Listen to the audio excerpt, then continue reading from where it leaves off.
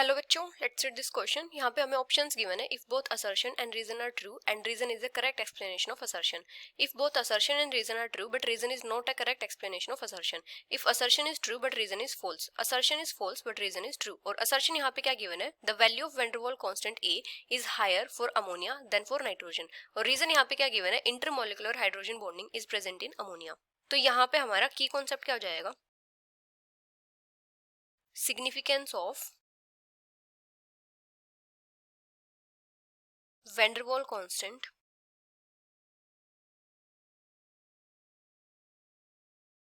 ए। तो जो van der Waals constant ए होता है ये क्या रिप्रेजेंट करता है, ये जो इंटरमोलिकुलर फोर्सेस ऑफ अट्रैक्शन होती है मॉलिक्यूल्स के बीच में उसको रिप्रेजेंट करता है। बेसिकली ये क्या करता है, उनको मेजर करता है, measures the intermolecular forces of attraction between molecules.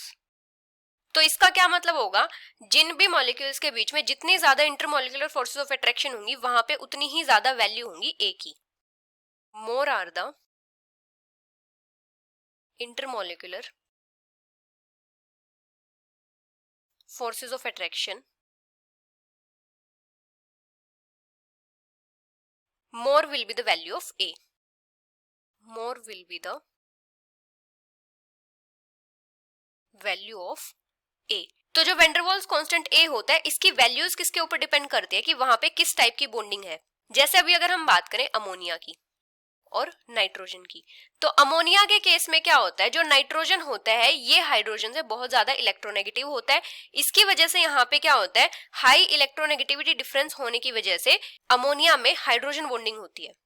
Due to high electronegativity difference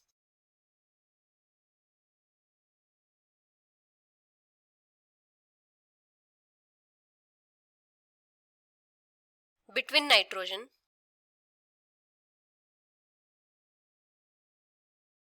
and hydrogen, यहां पे क्या होता है, हाइड्रोजन बॉन्डिंग होती है, हाइड्रोजन बॉन्डिंग। क्योंकि जो नाइट्रोजन होता है वो हाइड्रोजन से काफी ज्यादा इलेक्ट्रोनेगेटिव होता है, तो वो क्या करता है, यहाँ पे शेयर्ड पेयर ऑफ इलेक्ट्रॉन को अपने टुवर्ड अट्रैक्ट करता है।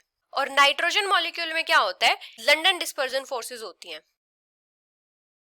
लंडन डिस्पर्जन फोर्सेस जो हाइड्रोजन बॉन्डिंग से वीक होती हैं। इसी वजह से जो अमोनिया होता है इसमें ज्यादा इंटरमोलिकुलर फोर्सेस ऑफ अट्रैक्शन होंगी, इसका मतलब यहाँ पे जो ए की वैल्यू होंगी वो भी ज्यादा होंगी। तो यहाँ पे हम क्या बोल सकते हैं, ammonia have higher values of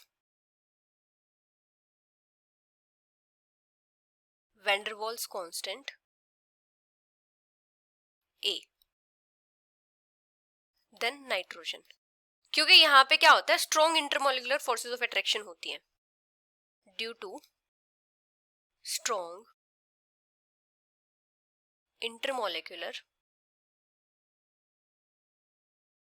forces of attraction. तो यहाँ पे असर्शन क्या गिवन है, the value of van der Waals constant a is higher for ammonia then for nitrogen, तो ये करेक्ट है।